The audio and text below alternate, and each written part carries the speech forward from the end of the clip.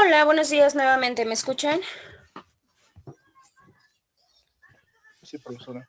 Sí, perfecto. Bueno, a ver, déjenme ver. La clase pasada, ja, estábamos platicando acerca de la figura del secuestro judicial. Habíamos visto que el secuestro judicial, bueno, también coloquialmente lo hemos escuchado como la parte del embargo. Y decíamos que el embargo como tal, pues era un acto claramente de autoridad. No es de particulares, es de autoridad, porque precisamente sale por resolución del juez. ¿Para qué nos sirve? Bueno, sirve para asegurar los bienes y para que con esos bienes pues, se pueda garantizar en este caso o asegurar los derechos del acreedor para que se le pueda pagar con el importe que se pueda obtener pues precisamente de estos bienes. Decíamos que el auto de ejecución que se emita precisamente del secuestro judicial tendría la fuerza de un mandamiento, porque al final de cuentas con eso se le va a requerir al deudor que dé el cumplimiento a la obligación y en dado caso que no, bueno, entonces en ese caso ya ahí sí, ya se embargan los bienes que sean los necesarios o los suficientes para poder garantizar el importe de lo que se está reclamando. Ya decíamos que la ejecución, bueno, creo que todavía alcanzamos a ver, o si no, a ver, déjenme checar, a ver si los proyecto, espérenme, porque no recuerdo si todavía vimos esa parte, antes de que leyeran los documentos, perdón, los artículos. La ejecución puede despacharse, o sea, se puede realizar ya sea por la cantidad líquida, o sea, puede pagarse en efectivo en un término de 9 días. Sí, o sea, yo tengo 9 días para pagar antes de que se pueda realizar la ejecución. O se puede pagar con cantidad líquida en especie, o sea, ya lo habíamos hablado, como que algún bien que tenga como un valor similar. Obviamente esta parte pues tiene que ser para garantizar la entrega de un bien con sus frutos y accesiones. Muchas de las veces no estamos hablando necesariamente de un inmueble simple, de un vehículo, de una joya. Muchas de las veces podemos hablar hasta de una finca, de un campo de cultivo, etcétera, en donde no solamente se habla del propio lugar, sino que ese lugar pues va a tener que dar frutos, va a tener que dar algún tipo de accesorio. Bueno, pues ahí ya tendríamos que ver. También la ejecución se puede despachar o se puede hacer para garantizar el cumplimiento de las obligaciones que ya se reclamaron previamente en el juicio. Y lo último, pues para hacer efectivas las garantías de la obligación. Esto serían como la forma en la cual se podría considerar que se le está dando como el despacho necesario o la ejecución necesaria a esta parte. Esto, bueno, pues ya dependerá propiamente de lo que se esté buscando. Posteriormente yo les dejé estos artículos para que ustedes les dieran lectura y para que pudieran realizar una herramienta visual de todos ellos. Esto a manera de qué o con qué finalidad, bueno, para que precisamente viéramos de qué se trata cada uno de estos artículos y no tuviéramos que regresarnos y estarles dando lectura uno por uno, obviamente por cuestión de tiempo y por cuestión de practicidad. Aquí tenemos la parte del 450. El 450, como leyeron y bueno, me imagino que así realizaron la parte de su herramienta visual, mapa o lo que hayan hecho, son las disposiciones o son las reglas que se tienen que seguir precisamente para después de que se da por despachado el auto de ejecución. Ya no solamente el mandato, sino que ya se da el auto de ejecución. En este caso, en ese momento, la persona encargada, el funcionario encargado, que sería en este caso el ejecutor puede hacer el requerimiento de pago. ¿Para qué? Pues obviamente para que el deudor pues pague la cantidad que debe. Ahora, podemos ver varias cosas porque no siempre se dan los mismos supuestos, ya lo vimos, desgraciada o afortunadamente, pues siempre trabajamos con esta parte de obviamente de las conductas de las personas. En el caso que podríamos tener, lo primero que podríamos tener es si el demandado sí cumple con la obligación. ¿Qué quiere decir? En ese momento el ejecutor le requiere su pago, o sea, obviamente con todos los accesorios que se deban, y en ese caso vamos a pensar que sí, que el deudor tiene para pagarlo el día de la diligencia. En ese preciso momento se da por terminado y ya no se efectúa el embargo, que sería obviamente lo que se está buscando. Posteriormente, ¿qué pasaría? Porque también podemos tener otro supuesto. En el caso de que el deudor, bueno, pues ya no cumpla con lo que se le está pidiendo, con el requerimiento, bueno, en ese momento sí se le tendrán que embargar los bienes, ¿sí? Obviamente los bienes no es todo, sino que tienen que ser los bienes necesarios para que se pueda cubrir la obligación. Cuando hablamos de la obligación, no solamente estamos hablando de lo que debe, sino también de los accesorios y también hasta de las costas. Ya vimos cómo funciona la fijación de las costas, qué es lo que incluye. Ahora, tenemos supuestos dependiendo lo que se esté embargando. Si el embargo como tal es acerca de bienes muebles, o sea, estos que se pueden transportar, en ese caso solamente el ejecutor tiene que atenerse a embargar los que vea.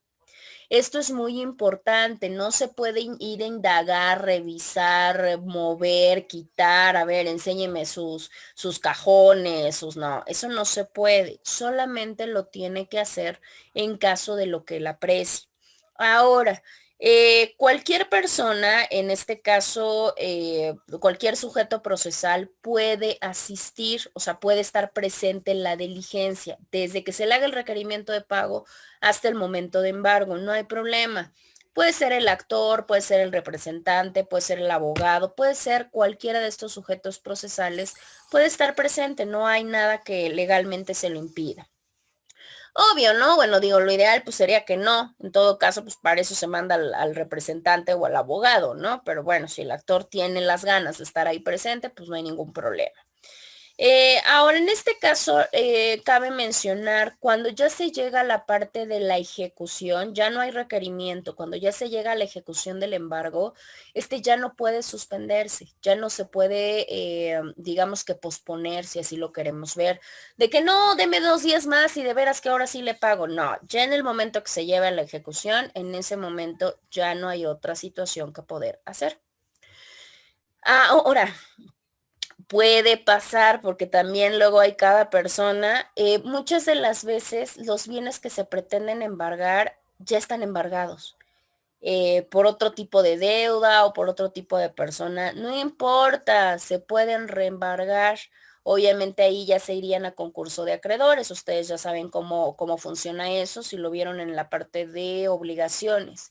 Ya saben quién tiene prelación, quién tiene prioridad y obviamente, pues como son los bienes suficientes, pues ya se tendría que ir descartando este cumplimiento. Ahora puede pasar porque muchas de las veces pues no son necesariamente bienes muebles, hay momentos en que se trata de bienes inmuebles o bienes raíces. En este caso se tiene que hacer una copia certificada del embargo, ¿sí? Y este pues se tiene que presentar al registro de la propiedad para que se agregue al expediente que la propiedad está, que tiene alguna cuestión de traba, o sea que está embargada en este caso o que ya está siendo sujeta de proceso. ¿Eso que ayuda? Pues ayuda a que no se puedan deshacer de la propiedad en lo que dura el propio proceso, pues de remate, ¿no? Porque imagínense, se entera la persona, va, la vende y ya en automático, ¿cómo se corrobora? Pues porque precisamente sí se tiene que quedar, obviamente por oficio, sí se tiene que llevar al registro público de la propiedad para que ya se evite que se pueda disponer propiamente del bien. En este caso, bueno, en el caso del registro del embargo es por si alguna razón no esté inscrito. Hay muchos bienes inmuebles que desgraciadamente no se encuentran inscritos. En este caso, bueno, pues no se puede ordenar el registro del embargo o alguna cuestión de aviso, de anotación y demás. Bueno, eso pues ya tendría que ser. Y si hay algún crédito que ha sido garantizado con ese bien, vamos a pensar, yo fui y solicité un préstamo al banco, pero dejé en hipoteca mi casa. Pero posteriormente me endeudo con una persona y van y me embargan mi bien raíz, o sea, mi casa. En ese caso estaríamos hablando de que ya tenemos hipotecas garantizadas con ese bien. En ese caso, ¿qué es lo que se va a hacer? Lo primero es que se tiene que sacar una cédula de hipoteca. ¿Para qué se saca esa cédula? Esa cédula se saca para que precisamente se inscriba en el registro público. Y ahí, pues obviamente ya se tiene que mandar una copia, una copia de la demanda del título en el cual se está fundando de que el bien está sujeto a juicio hipotecario. Claro, porque si no, imagínense, al rato bien fácil yo digo que está hipotecado y no es cierto, solamente lo hago para no perder mi bien, tiene que quedar completamente asentado. Ahora, en ese caso, a partir de la fecha en que se entregue al demandado la cédula hipotecaria, en ese momento se manejaría entonces la figura de depósito judicial. Esa podría ser la que se quedaría subsistente, por decirlo así. Y ya petición del actor, si así lo considera, ya puede ser parte de un expediente, o sea, de un inventario, vamos a decirlo así, de todo aquello que se pretende embargar. En este caso, bueno, hasta el mismo demandado puede tener ese carácter de ser depositario, porque recuerden, ya no puede hacer nada, como ya todo está inscrito, ya no hay un mal manejo que pueda realizar. Si él así lo quiere, bueno, no hay problema. Ya en dado caso que diga, no, yo no quiero, bueno, pues ya ahí el actor ya sería el encargado de ver, pues qué persona podría fungir como depositario. Si por alguna razón esta diligencia no se arregle o no se trate directamente con el deudor, se tienen solamente 3 días para que precisamente diga, sí, yo como deudor sí me hago responsable de ser depositario. Si no lo hace en ese tiempo, bueno, en ese caso ya se pide que se entregue la tenencia del bien. En el caso de, hay muchos, porque muchos asuntos, el título que funda la acción, nos podemos dar cuenta si existen algunos otros acreedores, o sea, algunas otras personas que les deba hipotecas. En ese caso, lo que se hace es que serían terceros interesados. Se les notifica del juicio que hay para que ellos puedan comparecer, pues, a declarar sus derechos, ¿sale? Bueno. Aquí en el caso del embargo de bienes, acuérdense que se tiene que hacer como una especie de inventario, que quiere decir que se le tienen que poner toditita las características por las cuales se puedan identificar, porque si no al rato resulta que yo reporto una cosa y termina siendo un bien de diferente tipo. Se tiene que poner muy específico el tipo de bien. Posteriormente, en el caso de el embargo, ¿se acuerdan de cuando hablamos de las providencias precautorias? Bueno, pues precisamente el embargo va a proceder cuando hay providencias precautorias, cuando hay un juicio ejecutivo, cuando hay un juicio universal, por ejecución de sentencia, de convenio, etcétera. El embargo es una de las figuras jurídicas que puede, obviamente, proceder a través de diferentes juicios. En el caso, por ejemplo, porque recordemos que platicamos en algún momento que no siempre se embargan bienes, a veces se embarga dinero, o sea, se embarga propiamente papel moneda. En ese caso, por ejemplo, más Puebla Capital, el dinero, si se embarga el dinero, ¿qué es lo que se hace? En ese caso, ese dinero se va para un fondo. Este fondo es el Fondo para el Mejoramiento de la Administración Pública. Las alhajas se depositan en el Monte de Piedad, ¿sí? Obviamente acá el ejecutor no las entrega a propiedad, solamente queda como una parte de depósito, ¿sí? Y se le tiene que avisar al juez, pues obviamente dónde se encuentran y se tienen 24 horas para hacerlos. Ahora, hay muchos distritos judiciales del estado en los cuales no hay, vaya, o sea, no hay Monte de Piedad. Nosotros lo vemos porque estamos en Puebla Capital, pero no en todos los lugares o los distritos hay ni oficinas ni sucursales. En ese caso se establecerán en otra situación. Se encuentran bajo depósito del acreedor, o sea, la responsabilidad también es del acreedor, pero se le aclara que no son ya suyas, solamente las va a tener bajo su responsabilidad, ya sea del acreedor, del abogado patrono, del procurador judicial, etcétera, ¿no? Ellos fungirán como los depositarios judiciales y claramente también es una responsabilidad, porque ellos tendrán que responder si algo llega a pasar, si se pierden, si se rompen, si hay algún daño, ellos tendrán que responder. ¿sí? Bueno, o que al rato no lo quieran entregar, tampoco se puede. Ahora, en este caso, en la cuestión del dinero en efectivo, también se puede nombrar a un depositario. Se va a hacer una listita, obviamente no se hace solamente porque sí, se tiene que gestionar una lista y en esa lista pues se tienen que poner las personas ideales o las personas adecuadas para saber si puede ser a través del juez de lo civil, quién lo va a custodiar, el juez de lo familiar, los jueces municipales y demás. Esto no solamente se hace a través de una cuestión de voluntariedad.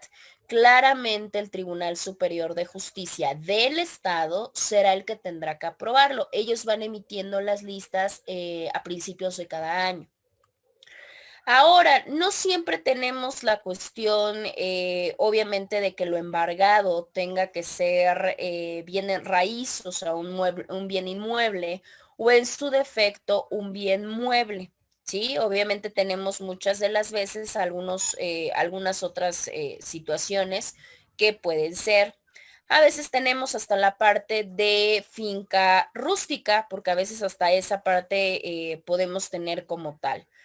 Miren, acá tenemos la cuestión de la autorización judicial. Se tienen solamente 10 días y 3 días siguientes para poderlo dejar. Pero hace rato comentábamos de estos bienes inmuebles que no solamente es el puro espacio geográfico, o sea, no solamente es lo que abarca la construcción.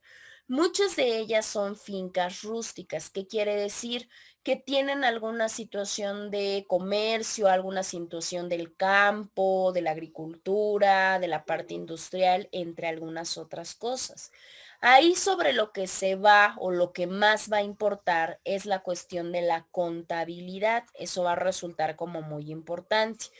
Ahí precisamente la persona encargada, es un interventor, él va a ser el que se va a encargar de vigilar la situación de la contabilidad.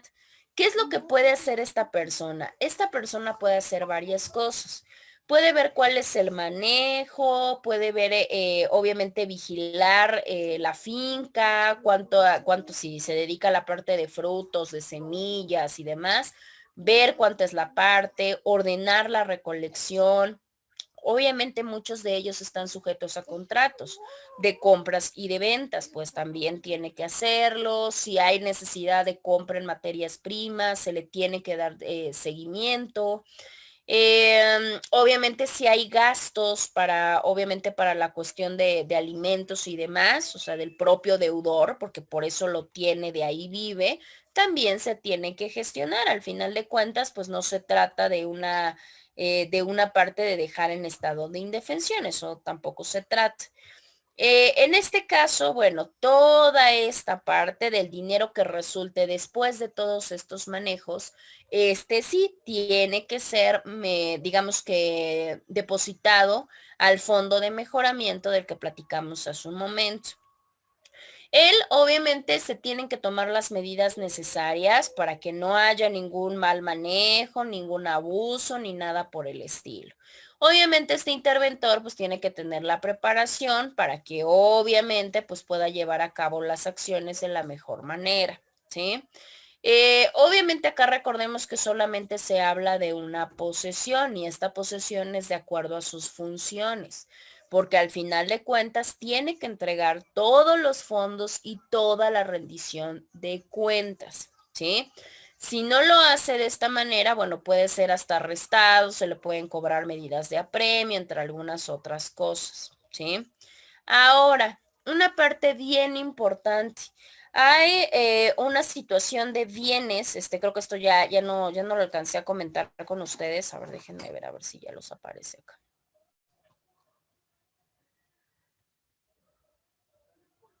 Aquí está. Ya les aparece la presentación en diapositivas, ¿verdad?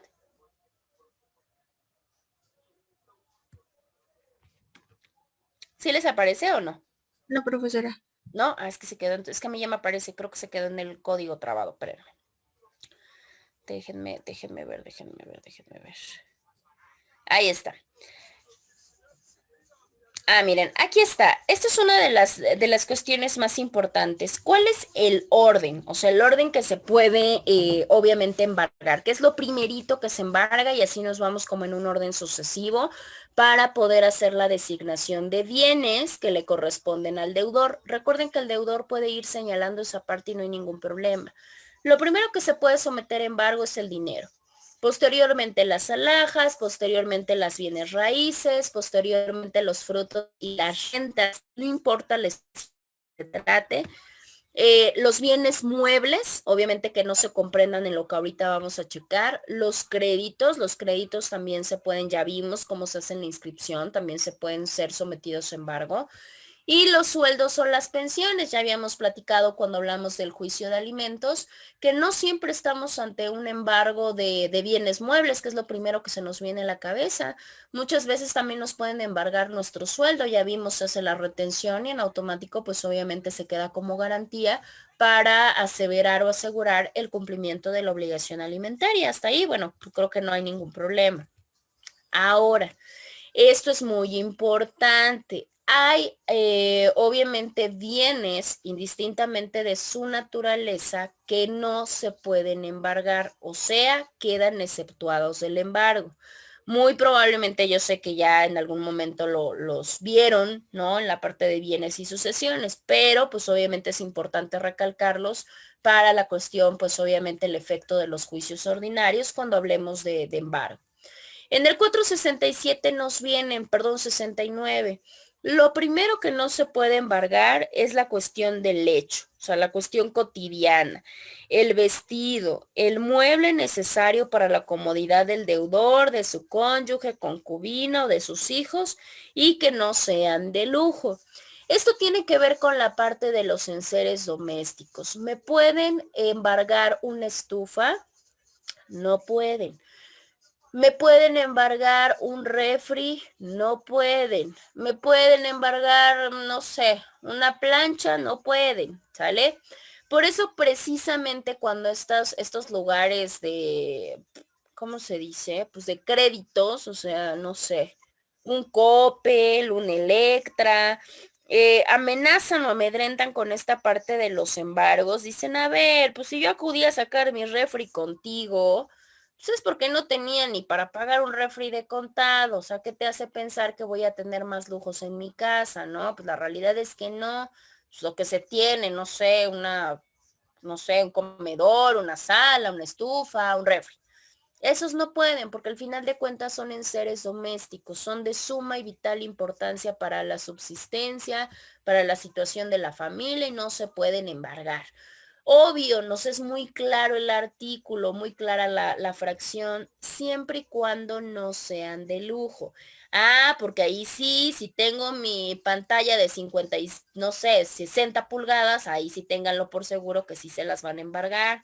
Si tengo mi super laptop de, no sé, de 35,000 pesos, pues ténganlo por seguro que eso sí, porque esos sí pertenecen pues ya en seres como más, en una cuestión económica pues más de lujo.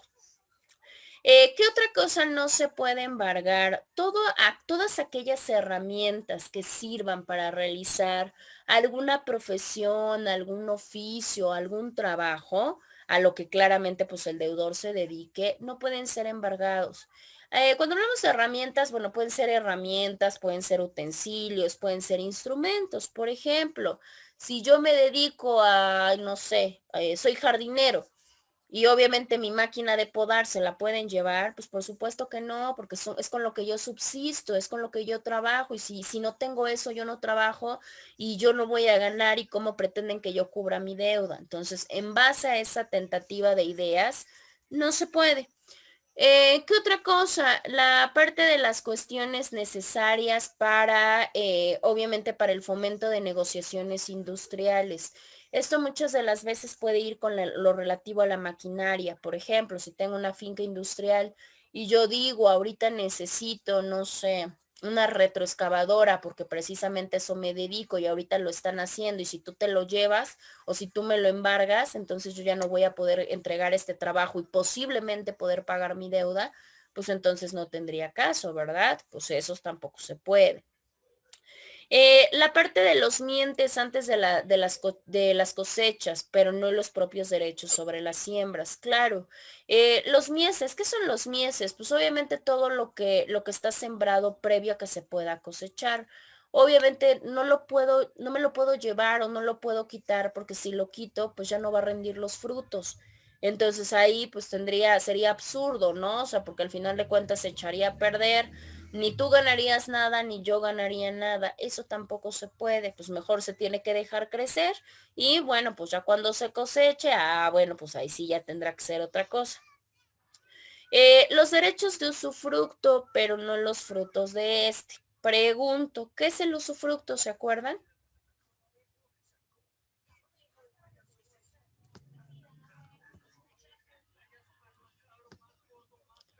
¿Qué es el usufructo, muchachos?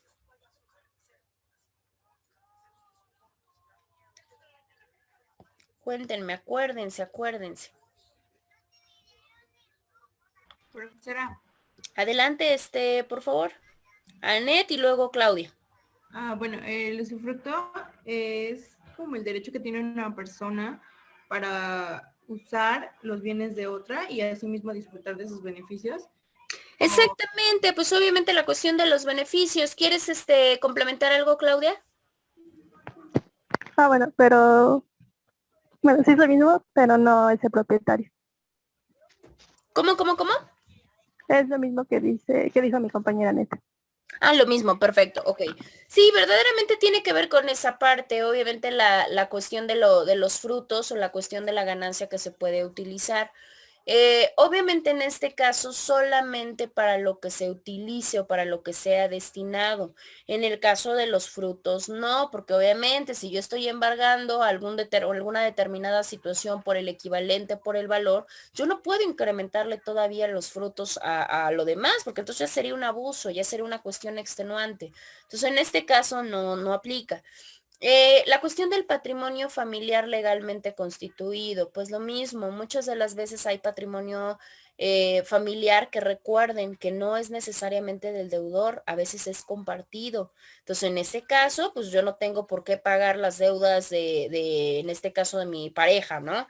No, porque al final de cuentas mi bien no tendría por qué, es más, mi bien es un bien patrimonial familiar, pero no ingresa dentro de los bienes propios de la persona y por tanto, pues no está sujeto a embargo. Las pensiones de alimentos y las rentas vitalicias tampoco son embargables. Las pensiones de alimentos, pues porque imagínense, recuerden que acá sí nos importa toda la cuestión, si es un bien de primera necesidad, pues qué culpa tiene el hijo, pues obviamente de las deudas que tiene el padre o a la inversa. Y las rentas vitalicias, recuerden que las rentas vitalicias se dan para la subsistencia y obviamente la subsistencia pues generalmente de por vida, muchas de las veces se dan hasta para personas o muy pequeñas o muy grandes. Entonces pues, tampoco se les puede dejar en un estado de vulnerabilidad pues por una persona deudora, ¿no?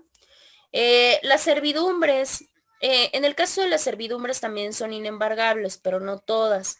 Si las servidumbres, obviamente tiene que ver con la parte de las que tengan agua y que pueden ser obviamente embargadas, si ya no están en el predio dominante, sí se pueden embargar.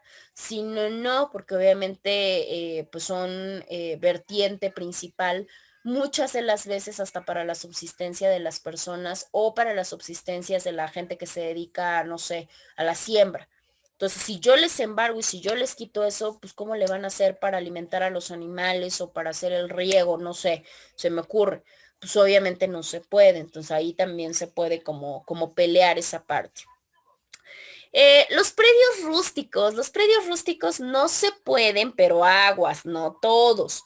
Solamente aquellos predios que no excedan como tal el valor de 500 veces las sumas, ¿no? Ya habíamos platicado más o menos la cuestión de las sumas. Si yo tengo un terrenito muy pequeñito, un cuartito, que equivale a esa parte de UMAS, pues obviamente no puede ser embargado.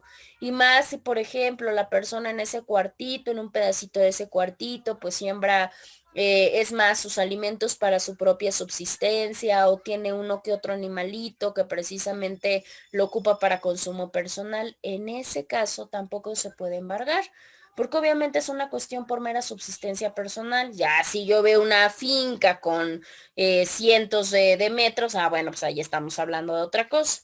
Y los animales, aquí tiene que ver con la parte de los semovientes. Cuando ustedes vieron la parte de bienes, hablaron de la clase o de la clasificación de los bienes, hablaron de los muebles, de los inmuebles y muy probablemente hablaron de los semovientes. Los semovientes son aquellos que se pueden mover por sí solitos, ¿sí? Generalmente pues son los animales no son tanto como un mueble porque yo no me los llevo, pero tampoco es que sean inamovibles como un inmueble. Ellos se pueden mover solitos.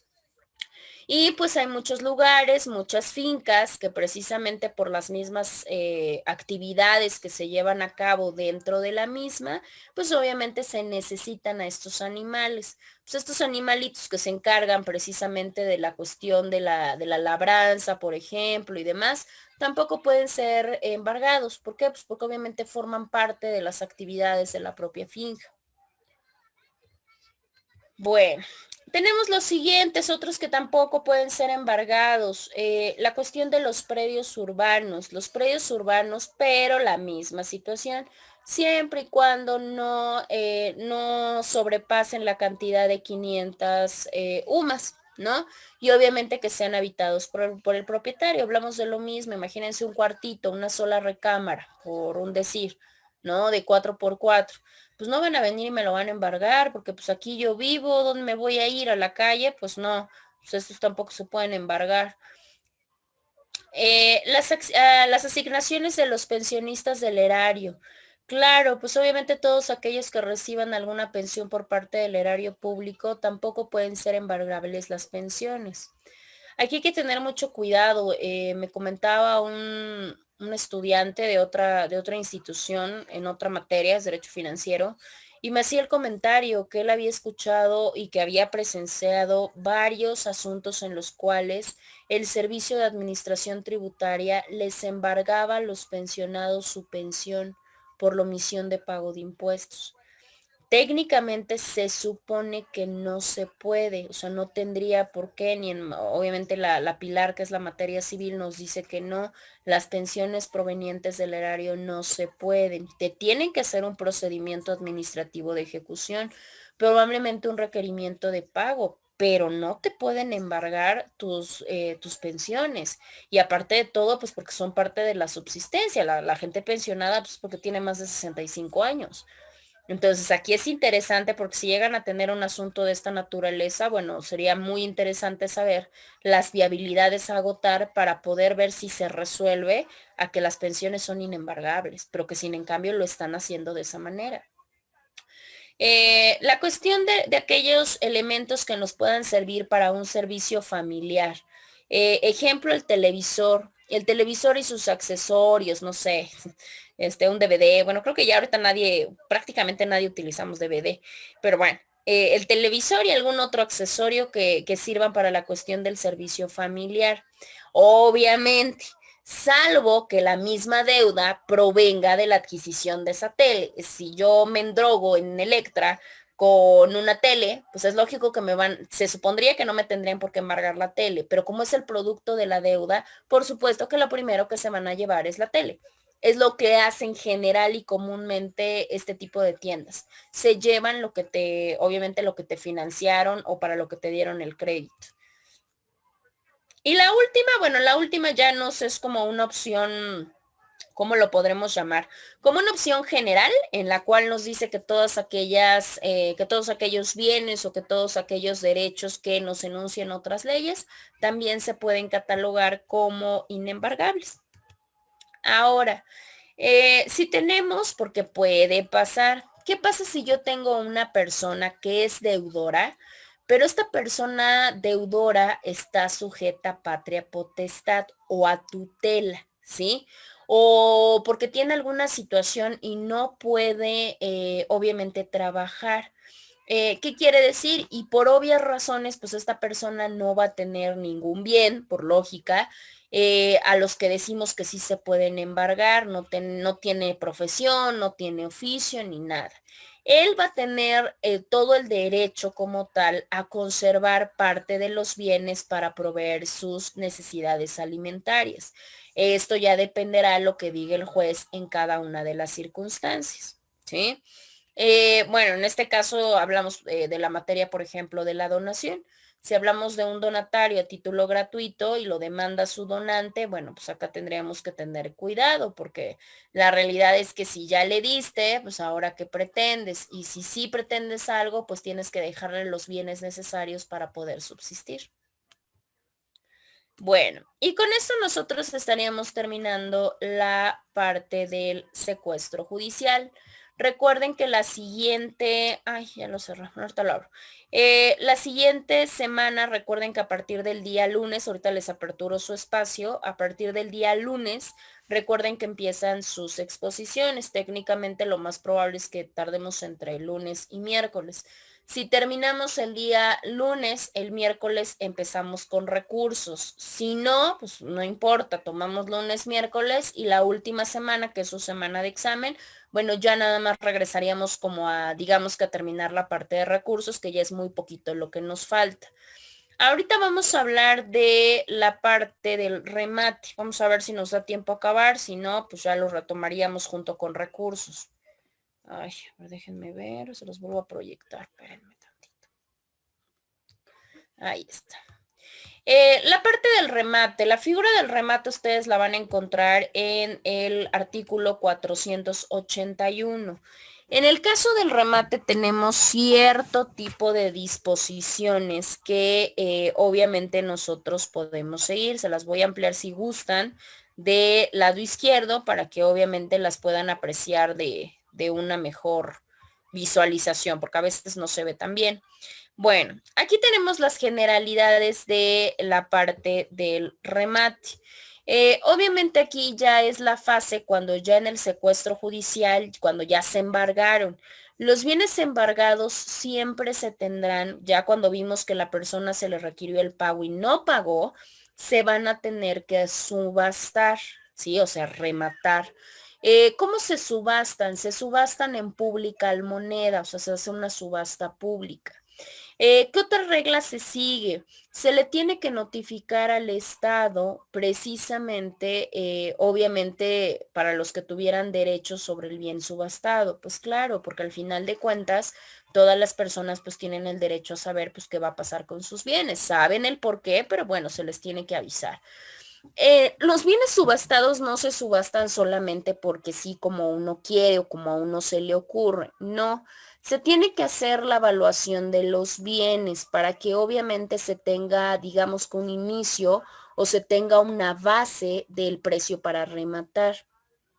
Este obviamente tiene que ser fijado por el juez, pero pues el juez no es todólogo. Esto ya tuvieron que haber tenido una prueba pericial, ¿no? Ya hablamos de la prueba pericial que nos diga pues cuánto vale un coche, una alhaja, un cuadro, etcétera. Ya como tal se hace una convocatoria, la convocatoria obviamente para que concurran los postores y pues se les dice que va a haber una venta judicial. La venta judicial, pues obviamente se tiene que avisar con antelación, se les tiene que dar días, se les tiene que dar hora por parte del tribunal, este tribunal que se encarga de llevar la ejecutoria.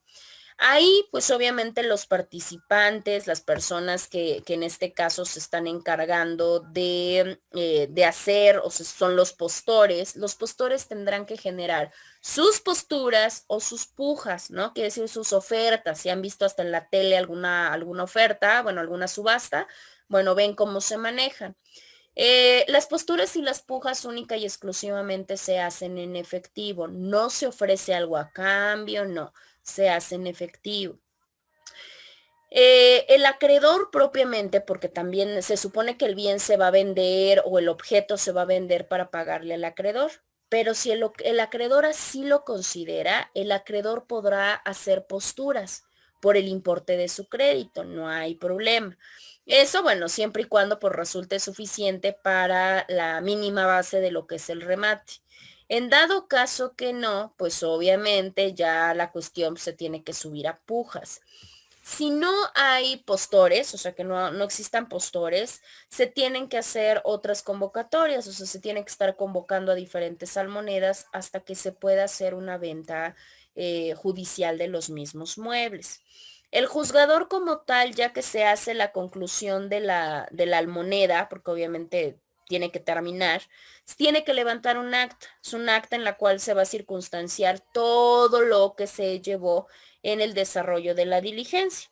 Y ya con eso, pues ya tendrá que decretar rematado propiamente la cuestión del bien y con eso ya se le estaría dando la adjudicación, o sea, ya se le está dando la situación a la persona que ganó la puja, o sea, pues al mejor postor.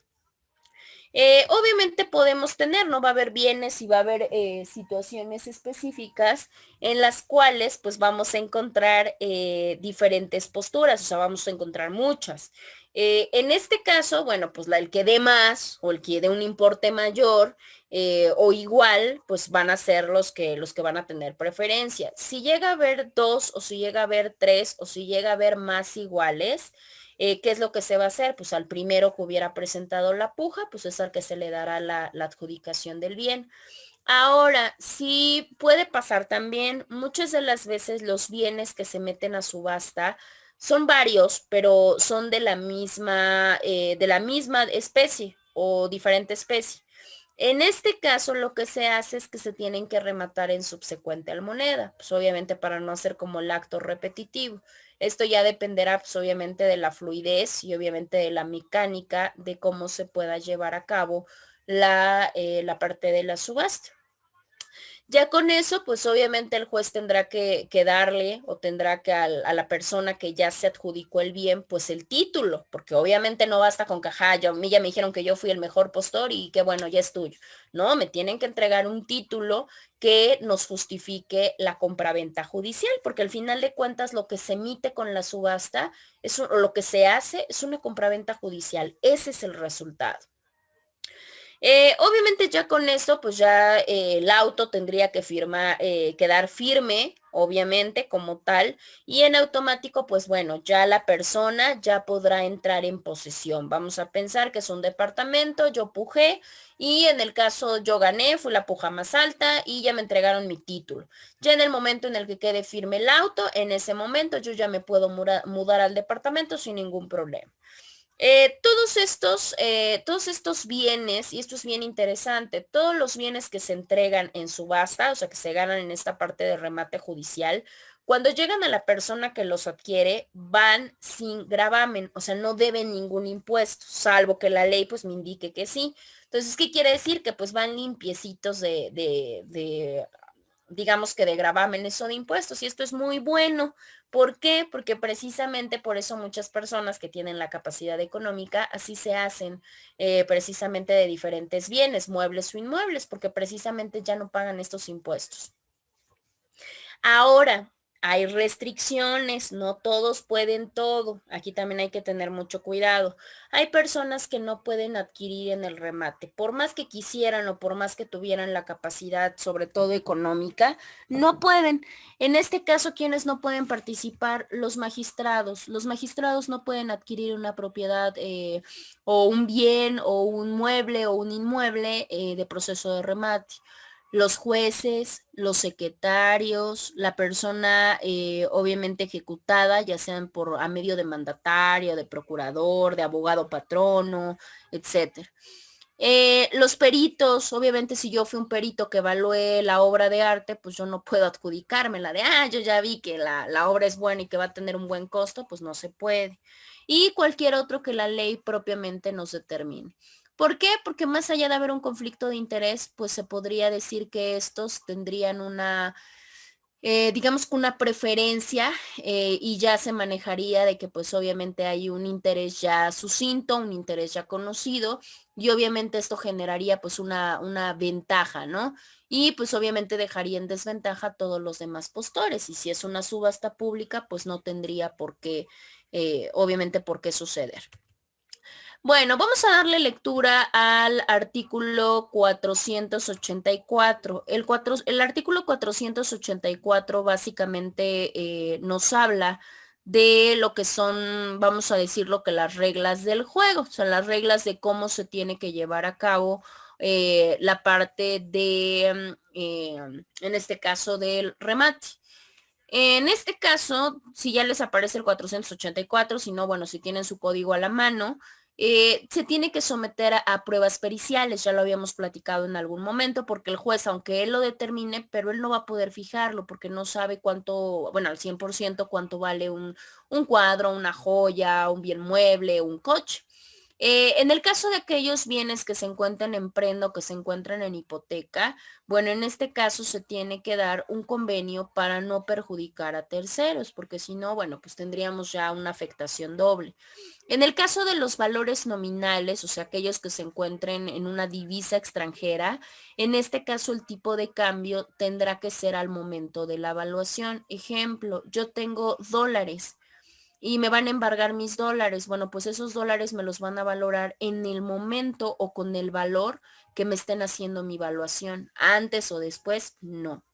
Los valores en moneda nacional, bueno, esto tendrá que ser de acuerdo a la parte de la Bolsa Mexicana de Valores. Recuerden, hay muchos que manejan acciones de ciertas empresas. ¿Esas se pueden embargar? Sí se puede.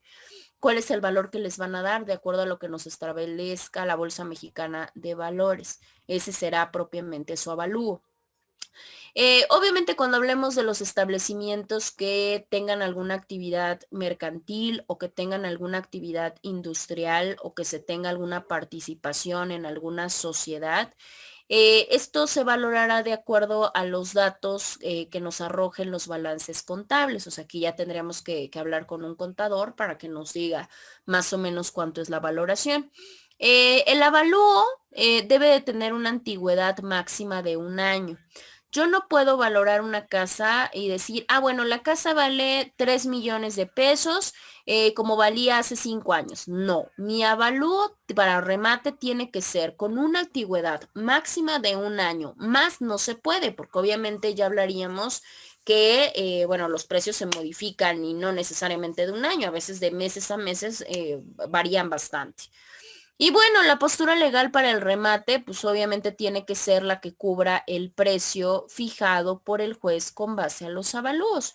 Esa va a ser la postura inicial. Si a mí el avalúo me dijo que el inmueble vale 350,000 pesos, bueno, pues ahí tendríamos que ver la parte de los avalúos. Recuerden que los avalúos están a valor nominal y a valor comercial. Ese avalúo pues lo tendrá que generar la persona evaluadora, el perito evaluador, y ya sobre eso, bueno, pues ya tendríamos como la parte de sobre qué irnos o sobre qué valorización poner. Esas son las reglas básicamente que nos maneja el artículo 484. En el caso del artículo 487 nos dice que precisamente, sí pueden ver, siguen viendo la presentación en diapositivas, ¿verdad? Sí, profesora. Sí, perfecto. Bueno, en el 487 básicamente nos habla de la liberación. ¿Cómo se puede liberar el deudor, obviamente, de su deuda y cómo puede librar su bien del carácter que sea?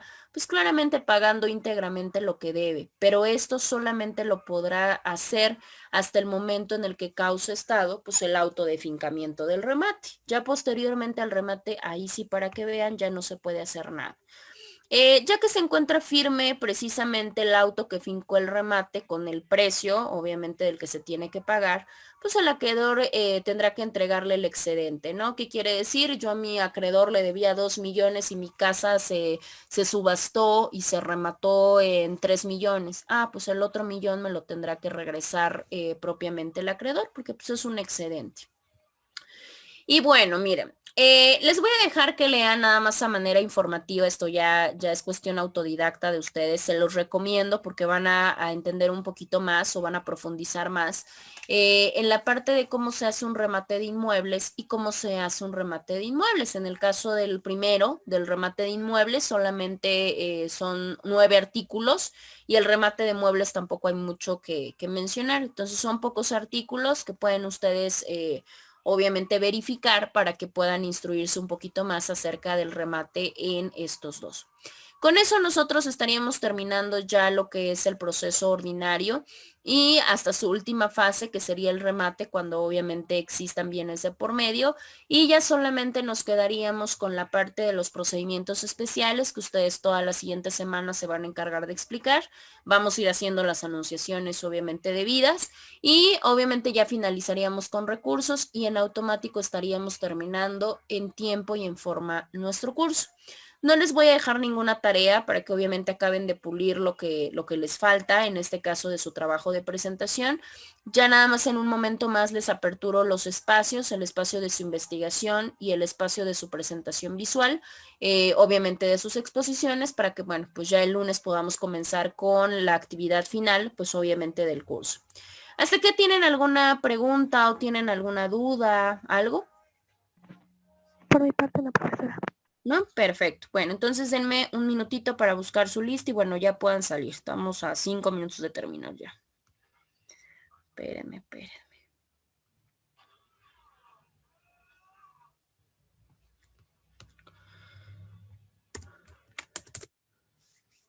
Ok. Cedazo Mirón Isabel Esmeralda. Presente. Hernández Varela Net. Presente. Jiménez Domínguez Eladio. Lozano Castro Jessica. Presente. Ok. Martínez Murillo Vanessa Guadalupe. Nava Monroy Alex Alfonso. Presente. Ok. Ortega Ávila Wendy Juliana. Presente. Tlalpa Rojas Claudia Angélica. Presente. Y Zaguantitla Ávila Marjorie. Presente. Déjenme checar, me falta Guadalupe y Eladio, creo que no, creo que lo vi al principio. Y Guadalupe, ¿me escuchas?